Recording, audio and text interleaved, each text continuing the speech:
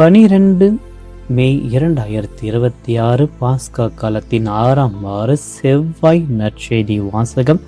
யோவான் எழுதிய தூய நற்செய்தியிலிருந்து வாசகம். அதிகாரம் 16, இறை வசனங்கள் 5-11 முடிய. அக்காலத்தில் இயேசு தம் சீடரை நோக்கி கூறியது, இப்பொழுது என்னை அனுப்பியவரிடம் போகிறேன். ஆனால் உங்களுக்குள் எவரும் நீர் எங்கே போகிறேன் என்று என்னிடம் கேட்காமலேயே நான் சொன்னவற்றை குறித்து துயரத்தில் மூழ்கியுள்ளீர்கள். நான் உங்களிடம் சொல்வது உண்மையே.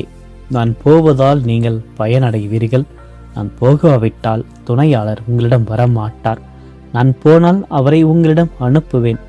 அவர் வந்து பாவம், நீதி, தீர்ப்பு ஆகியவை பற்றி உலகினர் கொண்டுள்ள கருத்துக்கள் தவறானவை என எடுத்து காட்டுவார்.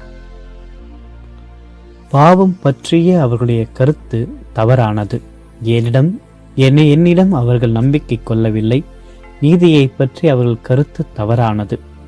ஏனெனில் நான் தந்தையிடம் செல்கிறேன், நீங்களும் என்னை காண மாட்டீர்கள். தீர்ப்பு பற்றிய அவர்கள் கருத்து தவறானது. ஏனெனில் இவ்வுலகின் தலைவன் தண்டனை பெற்றுவிட்டான். ஆண்டவரின் அருள்வாக்கு. கிறிஸ்துவே உமக்கு புகழ். இயேசுவில் பிரியமான அன்பு சகோதர சகோதரிகளை, இன்றைய நாளில் இறைவன் ஒவ்வொருவரையும் நிறைவாக ஆசீர்வதிக்கும்படியாக தங்களுடைய பிறந்த நாட்கள், திருமண நாட்கள், பல்வேறு கொண்டாட்ட நினைவு நாட்களை கொண்டாடுகின்ற அனைத்து பிள்ளைகளையும் இறைவன் நிறைவாக ஆசீர்வதிக்க இன்றைய நாளில் ஜெபிப்போம். வணக்க மாதத்தினுடைய 12வது நாளில் மரியனுடைய நம்பிக்கை எதிர்பார்ப்பு குணத்தை நாம் தியானிக்க இருக்கின்றோம். மரியன்னை சோதனைகளிலும் இறைவனை நம்பினார், ஆண்டவரை எதிர்பார்த்தார். அதனால்தான் அவருடைய நம்பிக்கையானது ஒருபொழுதும் உடையவில்லை. தன்னுடைய வலியிலும் வேதனையிலும் போராட்டத்திலும் சவால்களிலும் இறைவனை நம்பினார். அந்த நம்பிக்கையோடு இறைவன் இருக்கிறார் என்ற எதிர்பார்ப்போடு இன்றைய நாளில் மரியனுடைய இந்த குணத்தை பெற்று நம்முடைய நாளை ஆண்டவரிடத்தில் ஒப்படைப்போம். இன்றைய தினத்தில் நாம் நினைவு கூறுகின்ற புனிதராக நிரோசியஸ் மற்றும் அக்கிலியஸ் உடன் பிறந்த சகோதரர்களாகிய இவர்கள்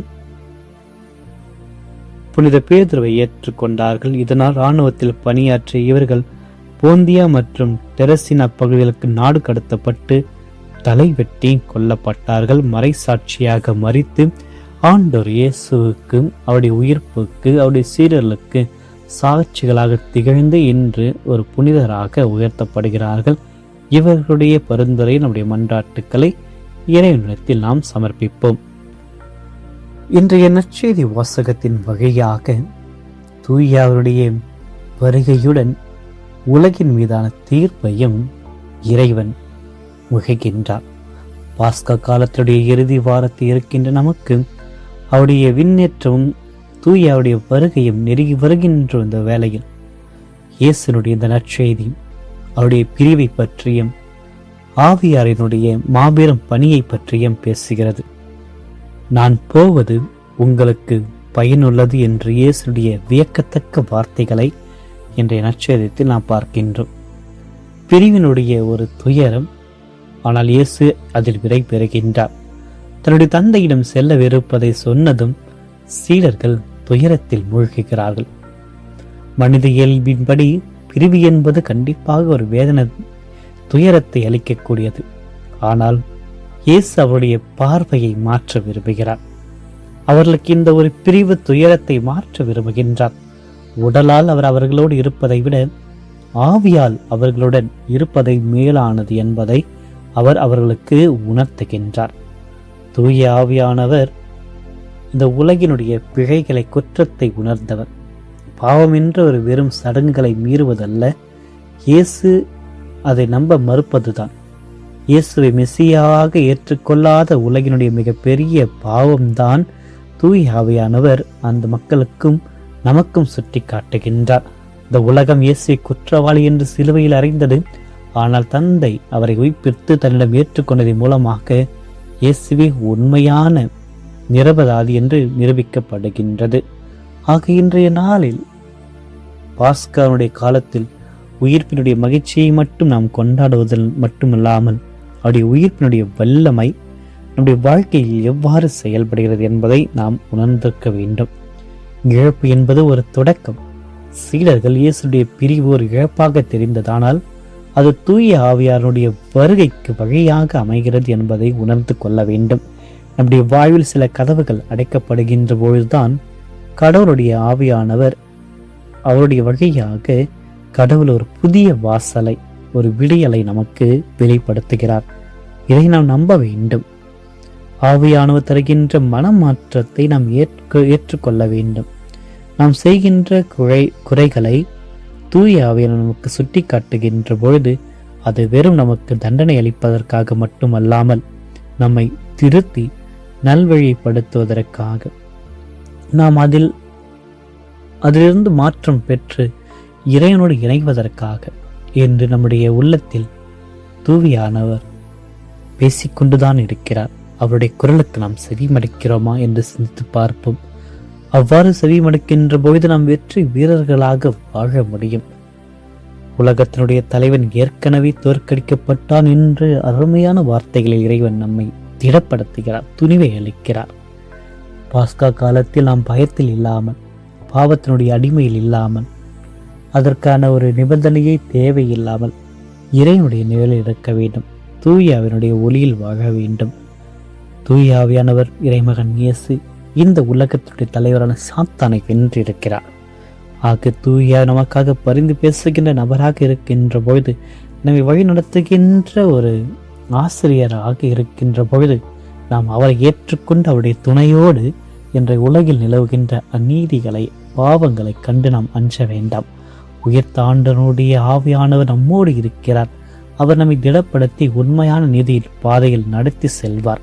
ஆக இன்றைய நாளில் தூய ஆவியானுடைய இதயங்களை தொட்டு நம்மை கிறிஸ்துடைய சாட்சிகளாக மாற்ற நாம் ஜெபிப்போம். இறைவன் நம்மை வழி நடத்துவார். ஆமென். மன்றாடுவோமாக. என்றும் பாகமில்லாமல் இறைவா, இந்த புதிய வேலைக்காக உமக்கு நன்றி கூறுகிறோம். இன்று நாங்கள் செய்கின்ற ஒவ்வொரு காரியத்திலும் உம்முடைய கரம் எங்களோடு இருப்பதாக. எங்களுடைய சொல்லும் செயலும் பிறருக்கு ஆசீர்வாதமாக அமைய இன்றைய நாளில் எங்களுக்கு ஏற்படக்கூடிய ஒவ்வொரு சவால்களையும் எதிர்கொள்கின்ற தேவையான ஒரு ஞானத்தையும் உடல் பலத்தையும் மன அமைதியும் எங்களுக்கு தாரும். ஆண்டவரே, எங்களை தீமைகளிலிருந்து பாதுகாத்து அன்பினுடைய ஒளியில் எங்களை வழிநடத்த செய்தள்ளும். செவ்வாய்க்கிழமைகளில் கோடி அறுப்புதல் புனித அந்தனையருடைய பரிந்துரையோடு நாங்கள் ஜெபிக்கின்ற அனைத்து மன்றாட்டுக்களையும் இறைவனுக்கு அன்பிற்கு பாத்திரமாயிருக்கின்ற இப்புனிதரின் வழியாக உம்மை நோக்கி நாங்கள் வந்திருக்கின்றோம். அவருடைய வல்லமையுள்ள பரிந்துரையினால் எத்தனையோ புதுமைகள் எங்களுடைய வாழ்க்கையில் நடந்திருக்கிறது. எங்களுடைய காணாமல் போன மகிழ்ச்சியை கண்டடைய செய்தருளும். இன்று நாங்கள் இழந்திருக்கின்ற அமைதி, நம்பிக்கை, ஆரோக்கியத்தை மீண்டும் பெற்றுத்தர கோழி அறுப்பதர் எங்களுக்கு துணையாக இருந்து அவர் வழியாக நாங்கள் சமர்ப்பிக்கின்ற மன்றாட்டுக்களை நிறைவேற்றியறலும். ஆண்டவர், இன்றைய நற்செய்தியின் வழியாக மீண்டுமாக இயேசு கிறிஸ்துடைய உயிர்ப்பினால் எங்களை ஆசிர்வதித்தீரை.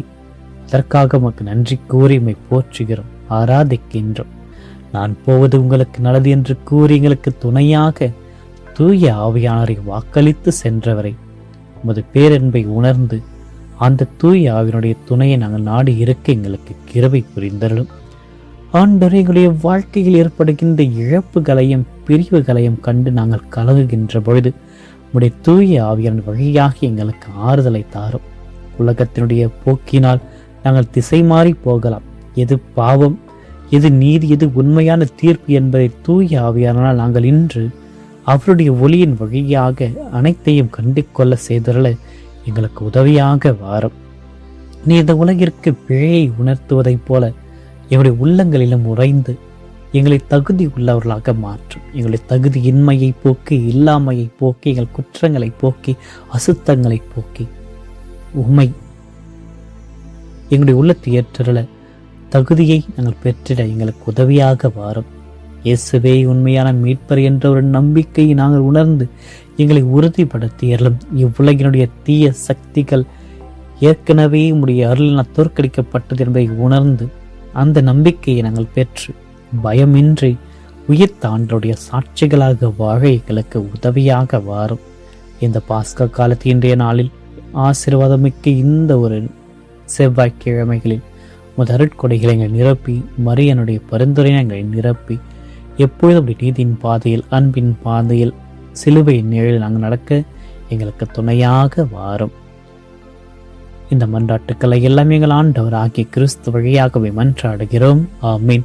அருளிந்த மரியே வாழ்க, ஆண்டவர் உம்முடனே பெண்களுக்குள் ஆசிரதிக்கப்பட்டவள் நீரே, உடைய திருவயிற்றின் கனியாக இயேசுவும் ஆசிரதிக்கப்பட்டவரே. புனித மரியே இறைவனுடைய தாய், பாவிகளாயிருக்கிற எங்களுக்காக இப்பொழுதும் எங்கள் மரண வேலையிலும் வேண்டிக் கொள்ளும். ஆமீன். இல்லாமல் இறைவன் தந்தை மகன் தூய அவர்கள் ஒவ்வொருவரையும் நிறைவாக ஆசிரதிப்பாராக. ஆமீன்.